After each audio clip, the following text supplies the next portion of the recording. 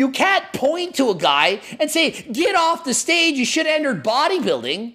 And he couldn't enter classic physique, probably too big for the weight limit. So maybe they need to do something about the size standards. But this is what you would do.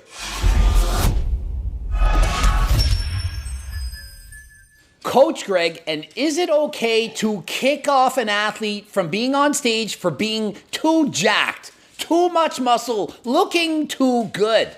So Derek's now made 2 videos showing that Indian competitors are literally being kicked off the stage for looking too good, for being too jacked. But are they in fact Olympia caliber bodybuilders?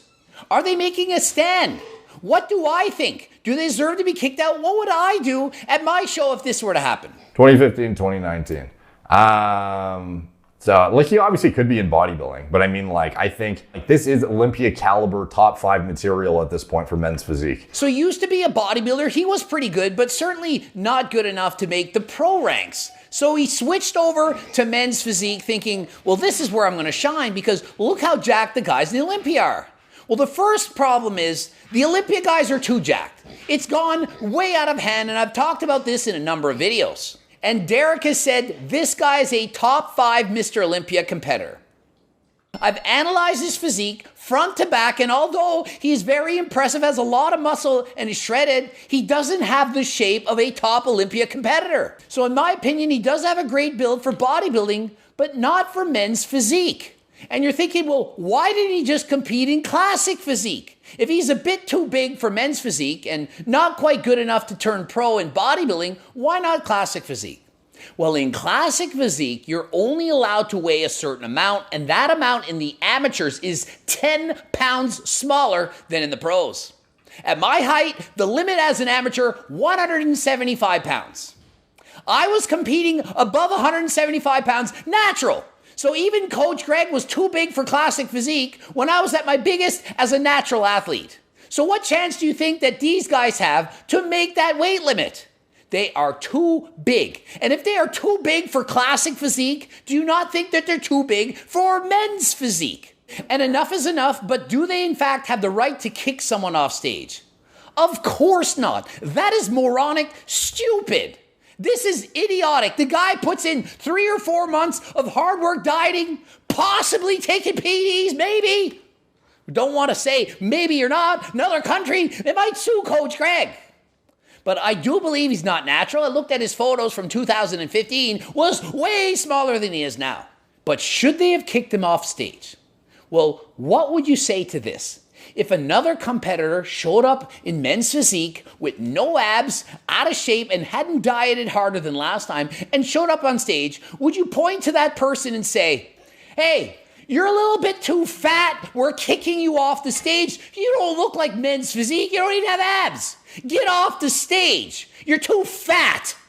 What would people do if someone said that? Guaranteed people would be pissed. How dare you fat shame that competitor? How do you know they were 300 pounds, lost 100? Yeah, they're still a bit overweight, but they did their best. So how is this any different? Fat shaming, muscle shaming, same thing. So you can't point to a guy and say, get off the stage, you should have entered bodybuilding. And he couldn't enter classic physique, probably too big for the weight limit. So maybe they need to do something about the size standards. But this is what you would do. If you're too big for the class and you deem that physique is not optimal, you don't put him in the first call out. You put him in the second call out. You put him in the third call out. You judge them accordingly. Some guy is too shredded, too big. How is that different than being not big enough or too fat? Do you automatically put someone who's a little bit soft in last place if they have amazing symmetry and shape and balance? No. So when me and Ali judge competitions, we weigh the advantages, the pros and cons of each physique. So this guy, if he's a little bit too big, you score him down a little bit. Same as when we see athletes injecting synthol and other oils and it looks ridiculous. You're like, why is that body part so friggin' massive compared to everything else? What's wrong? Very clearly we can see this is a distorted body part. We're gonna mark you down for that. Don't put them in last place. Don't kick them off the stage. You just score it accordingly. So imagine the judges say, hey, competitor number 383, what's your name? Arvind. You know this is a physique category. He's thinking, yeah, am I not wearing board shorts? Does it look like I'm wearing Speedos posing trunks? Yeah? What are you trying to do? Make fun of me right now? Are you not a professional? Are you not the judge? How dare you say this to me? Think of the embarrassment. Why would they single him out and do this? So he's standing there thinking, yeah, I know it's physique. I watched the Olympia. Those guys are freaking jacked. I figured if I had a little bit more muscle, I would increase my chances to win. Maybe I'm a little bit too big. Certainly not too big to get taken off the stage. And if you do think that someone's too big, couldn't you have told them that at the weigh-ins? If you're taking a stand on this and trying to change the sport, not promote PD use, and you're saying, well, we are not going to reward guys that are just too big. At the weigh-in, when the guy's checking in with his board shorts, and you're looking at a Sasquatch of muscle, and you say, you know what, we're not going to allow you to compete in this category. You just don't fit the mold, but we do want to see you in bodybuilding. At least tell them before the show starts, hey, do you think maybe you'd make the weight class limit for classic physique? We feel you do better in that division. You don't get the guy on stage, embarrass him, and then take him off the stage. That is pathetic. No one should ever do that to a competitor. And the judges say, you should have went in classic physique. Maybe he couldn't make the weight class. Maybe he couldn't. Maybe he didn't want to. Maybe he's already done bodybuilding, wanted to try something else for fun, win or lose. And this is the first time I've seen someone's place last that shouldn't have been. No. When men's physique was first introduced as a category back in the day, I watched amazing competitors get up on stage, and in my mind, they won. You're the clear winner. And guess what? Last place. Why? Because the judges were trying to say, that is too big for men's physique. We don't want that physique. Then later, the guys that were winning at nationals were bigger than the guy that got placed last in Nova Scotia. So it has happened, it's been done before, and it's gotten to the point that every single year they go for bigger and more shredded bodybuilders who are doing men's physique. Men's physique competitors are bigger than Coach Greg. I'm literally competing in pro competitions, standing there at the tanning booths, and they're like, wow, you look pretty good, you must be in men's physique. I'm in 212 bodybuilding.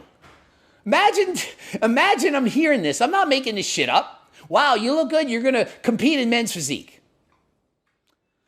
I'm actually a bodybuilder, but thanks for saying I'm small. So I'm not saying this to shit on him, but I do want to make it clear. The guy's good, but not that good. This is not a suitable physique for physique category. Fine, then mark me down. How is that different than if he showed up with 20 extra pounds of body fat? Hey, it's not a suitable physique for winning the show. Okay, that's fair. Give me 9th place out of 10. Judge it according to what you see. Judge it according to what you see. If you think that his waist is too thick and he looks too much like a bodybuilder, fine. Score him down. Give him 11th place. But don't kick him off the stage and embarrass him. And then the judges say, Arvind, you're disqualified. What? Imagine how pissed off that guy would be. No one should be disqualified from competing, but if the judges feel that the person is too big, the judge has every right to place them the way they want. They're not always going to get it right. They're going to make mistakes, and it's very subjective to each judge. One judge might say, that is the best physique, first place. Another judge says, last place. Last I checked, the scores given are the cumulative total of the judges. So if some say good, some say bad, they're going to place somewhere in the middle. Seems fair to me. This guy, not as aesthetic and a little bit bigger. Maybe just big enough to take him away from placing in the top 5. And looking at him from the back in the standing relaxed pose from the rear. That does not look like men's physique at all. It looks like a jacked bodybuilder standing in board shorts trying to pretend to be a men's physique competitor. It doesn't look like men's physique.